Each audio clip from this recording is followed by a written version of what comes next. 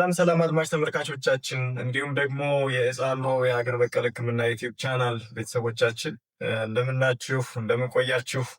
በዛሬው ዕለት አዲስ ርዕሰ ጉዳይ ወደ እናንተ ይዘን መጥተናል። ርዕሰ ጉዳያችን ስለ ነስር ህመም ይሆናል። ስለ ነስር በሰፊው የምንወያይበት ቀን ይሆናል። ተከታተሉ። የነስር ህመም በማህበረሰባችን ዘንድ በብዛት ተስፋፍቶ ይገኛል። ነስር የምንለው ወይንም ከአፍንጫ ደም መፍሰስ በተለያዩ ችግሮች ይከሰታል። ከተከሰተ በኋላ ወደ ህክምና ሄደን የህክምና እገዛ ወዲያውኑ ማግኘት ካልቻል ወደ አስከፊ የጤና ችግሮች ይዞን የሚሄድ ስለሆነ ጥንቃቄ የሚሻ ጉዳይ ስለሆነ ነው ወደ አድማጭ ተመልካቾቻችን ይዘን የመጣ ነው። የአፍንጫ ደም መፍሰስ ብዙ ምክንያቶች አሉት። ከምክንያቶቹ በጥቂት ማንሳት ብንችል አንደኛው ደረቅ አየር ወደ አፍንጫችን ሲገባ ወደ አፍንጫ ወይም ወደ መተንፈሻ አካላችን መግባትን ተከትሎ የሚፈጠር ቀጫጭን የደም ቧንቧዎች መቆራረጥ ደም ሊፈሰን ይችላል። ሁለተኛው በአለርጂ አማካኝነት እንደዚሁ የደም መፍሰስ ሊፈጠር ይችላል። ብዙ ጊዜ ብዙ ሰዎች በተለይ ጥቅምትን ተከትሎ የሚፈጠሩ የተለያዩ የዛፍ አበባዎች፣ የአዝርዕት አበባዎች የእነሱ ሽታዎችን መሰረት አድርገው የከፍተኛ የአለርጂ ህመም ያለባቸው ሰዎች እንዲሁም አቧራ ሽታ ወይም መጥፎ ሽታዎች ወደ ሽታዎች ሲሸጧቸው የሚፈጠሩ አለርጂዎች አፍንጫቸውን በእጃቸው ማሸት እና መሰል ጉዳዮች ስለሚፈጠሩ በዚህ ይህንን ተከትሎ ከአፍንጫ ደም ይፈሳል። ሌላው ናዛል ኢንጁሪ የምንለው ወይም የአፍንጫ መጎዳትን ተከትሎ የደም መፍሰስ ሊከሰት ይችላል። ሌላውን በተጨማሪ በበሽታ ምክንያትም የደም መፍሰስ ከአፍንጫ ሊከሰት ይችላል። እንዲሁም ደግሞ አንዳንድ ሰዎች የደም ማቅጠኛ መድኃኒቶችን የሚወስዱ ሰዎች ላይ እነዚህ አስፕሪን፣ ዋልፋሪን የሚባሉ ሄፐሪን የሚባሉ የደም ማቅጠኛ መድኃኒቶችን የሚወስዱ ሰዎች ላይም በድንገት ሊከሰት ይችላል። ከዚህ በተጨማሪ አንደርላይንድ ሜዲካል ኮንዲሽኖች የምንላቸው ከጤና አለመስተካከል ጋር የሚመጡ የአፍንጫ ደም መፍሰስ ክስተቶች አሉ። እነዚህም ክስተቶች ለምሳሌ ፕላትሌት ዲስኦርደር የምንለው አለ፣ ሊቨር ዲዚዝ የምንለው አለ። በተለይ ደግሞ የከፍተኛ የደም ብዛት የምንለው እነዚህን ተከትሎ ከአፍንጫ ደም መፍሰሶች ሊከሰቱ ይችላሉ። ሌላው የአፍንጫ አቀማመጣችን የተስተካከለ ካልሆነ በተለይ የውስጥ አጥንቶች አለመስተካከል ከአፍንጫ ደም መፍሰስን አግራቤት ሊያደርግ ይችላል። የሰውነት ፈሳሽ ማለቅ ወይም ዲሃይድሬትድ መሆን ለአፍንጫ ደም መፍሰስ ምክንያቶች ሊሆኑ ይችላሉ። እርግዝናም አንዳንዴ የሆርሞን ችግሮችን ሊያመጣ ስለሚችል የደም መፍሰስ ሊያስከስት ይችላል። እነዚህም እና መሰል ችግሮች ከተፈጠሩ በኋላ ከአፍንጫችን ደም መፍሰስ ይጀምራል። ስለዚህ ይሄ በዘመናዊ ሕክምና በባህላዊ ሕክምናው ይሰጣል። በተለይ በጣም አስቸጋሪ መሆኑን የሚያውቁት በአፍንጫ ደም መፍሰስ ታመው የሚያውቁ ሰዎች እና በተለይ መቆም ካልቻለ ከፍተኛ የጤና ችግሮችን ሊያመጣ የሚችል እና ለሞት ሊዳርግ መሆኑን ከብዙ መረጃዎች ማወቅ ይቻላል። ጉበታችን በጥንቃቄ መያዝ ካለበት የአካል ክፍሎቻችን አንዱ ነው። በተለይ ከደም ጋር ከአፍንጫ ደም መፍሰስ ጋር በተገናኘ እንዲሁም በተለያየ አጋጣሚዎች ሰውነታችን ከተቆረጡ በስለታማ ነገሮች ከተቆረጡ በኋላ የደም መፍሰስ ችግሮች በከፍተኛ የጤና ጉዳት ያስከትሉ ስለሆነ ከጉበት ጋር የተገናኘውን ማህበረሰባችን በደንብ ማወቅ አለበት ብለን ስላመንን ነው በስፋት ይሄንን ሀሳብ ይዘነው ወደ ማህበረሰቡም የመጣ ነው። ጠለቅ አድርገንም እንድንወያይ ምክንያት ይሆነን ማለት ነው እና በተለይ ቫይታሚን ኬ የሚባለው ለጉበታችን በጣም አስፈላጊ የሆነ ሚኒራል ነው። ቫይታሚን ኬን ከተለያዩ ነገሮች ማግኘት እንችላለን። ከአትክልት ከፍራፍሬ እናገኘዋለን። እንዲሁም ደግሞ በአንጀታችን ውስጥ የሚገኘው ባክቴሪያ ቫይታሚን ኬ ይሰራል። ጉበታችን ይህንን ቫይታሚን ኬ በበቂ መጠን ማግኘት ካልቻለ ደምን ሊያረጉ የሚችሉ ፕሮቲኖቹን መስራት አይችልም።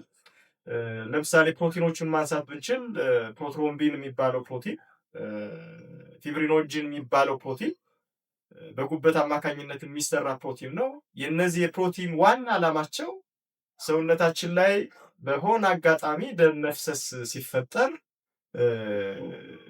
ደም እንዲረጋ በማድረግ ከፍተኛ የደም ፍሰትን መቆጣጠር የሚችል ኦርጋናችን ነው ወይም የሰውነት አካላችን ነው። ስለዚህ ጉበታችንን ከፍተኛ አልኮል በመውሰድ መጉዳት፣ በተለይ ሳይሮሲስ ከተፈጠረ በኋላ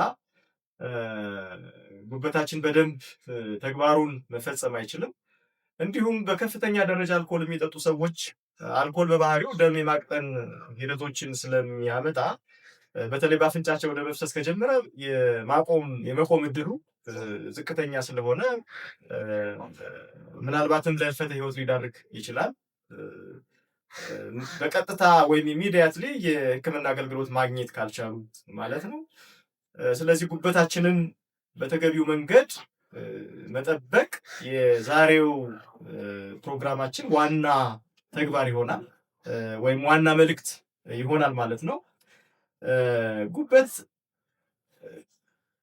ደም የሚያረጉ ፕሮቲኖችን መስራት ብቻም ሳይሆን የደም የውፍረት መጠኑ ወይም የደም ዝውረትን ትክክለኛ የፈሳሽ ይዘት እንዲኖረውም ማድረግ የሚችሉ ፕሮቲኖቹንም ይሰራል። በተለይ አንታይትሮምቢን የሚባለውን ፕሮቲን ማዋፈርም ብቻ ሳይሆን ትክክለኛ የፍሰት መጠን እንዲኖረውም ራሱን ችሎ ይጠብቃል ማለት ነው። ሜዲካል አስፔክቱን ስናነሳ በተለይ ሐኪሞቻችን በዚህ ዙሪያ ሰፊ ማብራሪያ የሚሰጡበት እንዳለ ሆኖ በተለይ ከዚህ ከሀገር በቀል ሕክምና ጋር የተገናኘውን የሕክምና ሂደት ለመሄድ ዋናው ርዕሰ ጉዳያችን እንዴት ከአፍንጫ ደም መፍሰስን ወይንም እኛ ነስር ብለን የምንለውን በሀገር በቀል ሕክምና እንዴት መቆጣጠር ይቻላል የሚለው ላይ ስለሆነ ዋና ቁም ነገራችን የዛሬው ፕሮግራም ከዛ ጋር የሚያያዘውን የሕክምና አገልግሎት ነው ለአድማጭ ተመልካቾቻችን ማድረስ የምንፈልገው እና በተለይ አድማጭ ተመልካቾቻችን ይህንን ፕሮግራም ስትከታተሉ ነስር በጣም አስቸጋሪ የጤና ቀውስ ነው። መፍሰስ ከጀመረ ደም በአፍንጫ አንዳንድ ሰዎች ላይ መቆም ባለመቻሉ ለህልፈተ ህይወት ስለሚዳርጋቸው ትኩረት እንዲሰጠው ለማድረግ ነው ርዕሰ ጉዳዩን ወደ አድማጭ ተመልካቾቻችን ይዘን የመጣ ነው። ከአፍንጫ ደም መፍሰስ ወይም ነስር የምንለውን በዘመናዊ መንገድ ሐኪሞቻችን በተለያዩ የህክምና ሂደቶች ያክማሉ። ግን ደግሞ ከዛም በዘለለ መንገድ የሀገር በቀል ህክምናውም የተሻለ አስተዋጽኦ ስላለው መጠቀሙ እና ትኩረት መደረጉም ተገቢ ነው ብለን ስላመን ይዘነው መተናል። እንግዲህ ከዘመናዊ ህክምና አንጻር ስንነሳ ኮንሰርቫቲቭ ሜጀርስ ወይስ ሜተድስ የሚባሉ ሐኪሞቻችን የሚጠቀሟቸው አሉ። በተለይ የአፍንጫ ውስጡ እንዳይደርቅ ማድረግ ዋናው ከአፍንጫ የሚወጣውን ደም መቆጣጠር ይቻላል ብለው ያስተምራሉ። አፍንጫ ማርጠብ የሚችሉ ሳላይን ናዛል ስፕሬይ የሚባሉ ሂዩሚዲፋየር የሚባሉ እንዲሁም ፔትሮሊየም ጄል ወይንም ወተር ቤዝድ ጄሎች አፍንጫን እርጥበቱን በመጨመር በተለይ የደም መፍሰስን መግታት ይቻላል ብለው ያስተምራሉ። ሌላው ናዛል ፓኪንግ የሚባለው ትንሽ ከዛ ደግሞ ከፍ ሲል በተለይ ደም መፍሰስ ሲጀምር በጎዝ እና በተለያዩ ባሪየሮች አፍንጫ በማስገባት ደምን እንዳይፈስ ማድረግ የሚባለው የህክምና ሂደት ይሰጣል በጤና ተቋሞቻችን። ሌላው ደግሞ የጤና ባለሙያዎቻችን የሚመክሩት አቮይዲንግ ኢሪታንት ብለው ወይንም ለዛ ሊዳርጉ የሚችሉ መጥፎ ሽታዎች፣ የስራ ባህሪዎች እና መሰል ጉዳዮች በተለይ ለዚህ ለደም መፍሰስ ምክንያት ይሆናሉ ቢሏቸውንም ከነሱ መራቅ እንደ ተሻለ የህክምና አማራጭ ይመክራሉ። ሌላው ቶፒካል ቴራፒስ የሚባሉት ካውተራይዜሽን የሚባለው በቀጥታ ከአፍንጫ ለደም ፍሰት የተጋለጠውን የደም ቧንቧ እሱን ሲልድ ማድረግ ነው፣ መዝጋት ነው። በተለይ እነዚህ ሲልቨር ናይትሬት እና ኤሌክትሮ ካትሪ የሚባሉ የሕክምና ዘዴዎችን በመጠቀም አፍንጫ አካባቢ ደም ሊፈሰው የሚችለውን የደም ቧንቧ ሲልድ ያደርጋሉ። ሌላው ናዛል ስቴሮይድስ ስፕሬይ የሚባሉ በተለይ አንዳንዴ ደም የሚፈሰው በአፍንጫ አካባቢ ሊፈጠሩ የሚችሉ እብጠቶች ሲኖሩ ደም መፍሰስ ይኖራል። ያንን እብጠት ማኔጅ የሚያደርጉበት መንገድ ነው። ይሄም በዚህ መንገድም የአፍንጫ ደም መፍሰስን መቆጣጠር ይቻላል ብለው ለማህበረሰባችን ያስተምራሉ። በጤና ተቋሞቻቸውም ተግባራዊ ያደርጋሉ። ሌላው የአንቲባዮቲክ ኦይንትመንት የምንላቸው ናቸው። ልክ ባንዴጆቹንና መሰል ነገሮችን ወደ አፍንጫችን አስገብተን ደሙን ማቆም ከቻልን በኋላ የሚፈጠሩ ቁስለቶችን በአንቲባዮቲክ ኦይንትመንት ማኔጅ በማድረግ የደም ፍሰቱን እና እሱን ተከትሎ የሚፈጠሩ ኢንፌክሽኖችም ካሉ ያክማሉ። ሌላው ተጨማሪ ሕክምናዎች ይሰጣሉ። እነዚህም ተግባራዊ አድርገው ማቆም ካልቻለ ከፍተኛውን የሕክምና ሂደት እንደሚኬድ በመሄድ ታማሚዎችን ያክማሉ። እንግዲህ ከፍተኛው ሕክምና ሰርጀሪ ነው፣ ቀዶ ጥገና። የደም ፍሰትን መቆጣጠር ይቻላል። አንዳንዴ ከሂሞፊሊክ ኬዞች ጋር በተገናኘ ከፍተኛ የደም መፍሰሶች ይፈጠራሉ። ሂሞፊሊክ የምንለው በዝርያ የሚመጣ ወይም ሴክስ ሊንክድ ዲዚዝ ነው የምንለው። ቅድም እንዳወራ ነው በተለይ ደምን ማቆም የሚችሉ ፕሮቲኖች ከሊቨር ይሰራሉ ብለናል። እነዚህም ፕሮቲኖች የሚሰሩ ጂኖች የማይኖሩ ከሆነ በአንድ ሰው ላይ ያ ግለሰብ ይሄንን ባህሪያቶቹን ወደ ቀጣይ ልጆቹ የማስተላለፍ ሂደት ስላለው ሴክስ ሊንክድ ዲዚዝ ይባላል። በተለይ ያንንም ሄሞፊሊክ ብለን እንጠራዋለን። በዚህ አማካኝነት በተከታታይ የደም መፍሰሶች ሊያጋጥሙ ስለሚችሉ እና በተለየ መንገድ ደግሞ የፕላትሌት ዲስኦርደር የምንለው እሱም የግድ በዛ ምክንያትም የሚፈጠሩ የደም ፍሰቶችን በሰርጂካል ሂደት ወይም በቀዶ ጥገና ይሄንን ህመም ማስታገስ እና ማቆም ይቻላል ማለት ነው። ይሄ ሃይ ሌቭል ሕክምና ነው። ይሄ ለሁሉም ማህበረሰብ ለዚህ አገልግሎት ተጠቃሚ ሊሆን አይችልም። ሁሉም ሕክምና ተቋማት ለሁሉም ማህበረሰብ ተደራሽ የሆኑ ስላልሆነ ይሄንን እንደዚህ አይነት ችግሮች ስላሉት በዚህ መንገድ ሰዎቻችን መታከም ካልቻሉ የሀገር በቀል ሕክምና ደግሞ የተሻለ አማራጮች ይዞ ወደ ማህበረሰቡ መጥቷል ማለት ነው።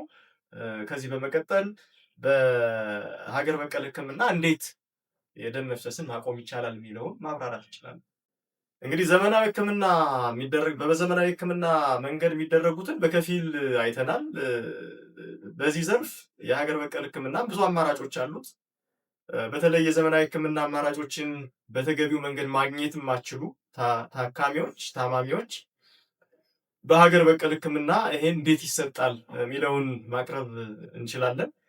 በሀገር በቀል ሕክምና በተለይ የጻምሮ የሀገር በቀል ሕክምና ማዕከል ስራ መስራት ከጀመርን በኋላ ብዙ ታማሚዎች ወደ ማዕከላችን መጥተው ፈውስን አግኝተዋል።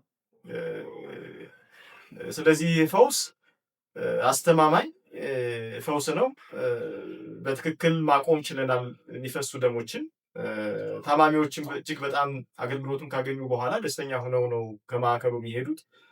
ስለዚህ ሕክምናው ከተለያዩ እጽዋቶች የተዘጋጁ ቅመሞችን መሰረት አድርገን በፈሳሽ መልክ ካዘጋጀናቸው በኋላ ወደ ታማሚው አፍንጫ ፈሳሾቹን በማስገባት የሚፈሰውን ደም ማቆም ችለናል።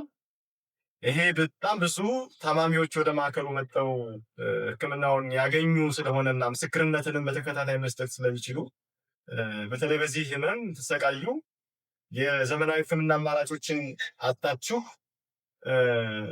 በህመሙ የምትጎሳቆሉ ህመሙ በተለይ በተደጋጋሚ እየመጣ የሚያስቸግራችሁ ታማሚዎች ወደ ማዕከላችን መጣችሁ ሕክምና ማግኘት እንደምችሉ በዚሁ አጋጣሚ ማስተላለፍ እንፈልጋለን። ከዚህ ቀጥለን ሕክምናው ወደ ማዕከላችን መጥተው ሕክምናውን አግኝተው የተሻለ ጤና ያገኙ ሰዎችን በምስክርነት ይዘን የምንመጣ መሆኑን እያሳሰብን በማዕከላችን የሚሰጠው የንስር ሕክምና ብዙ ሰዎችን እየታደገ ስለሆነ ይህንን ቪዲዮ የምትመለከቱ የምታደምጡ ሰዎች ሼር፣ ሰብስክራይብ ታደርጉና ለሌሎች እንዲደርስ ብታደርጉ በዚህ ህመም በጣም ከፍተኛ ደረጃ የደረሱ ሰዎችን በተደጋጋሚ እነሱ ጋር ሀፕን እያደረገ እየመጣ የሚያስቸግራቸው የንስር ታማሚዎች ወደ ማዕከላችን መጠው ሕክምናውን ያገኙ ዘንድ እንዲያግዝ አሁንም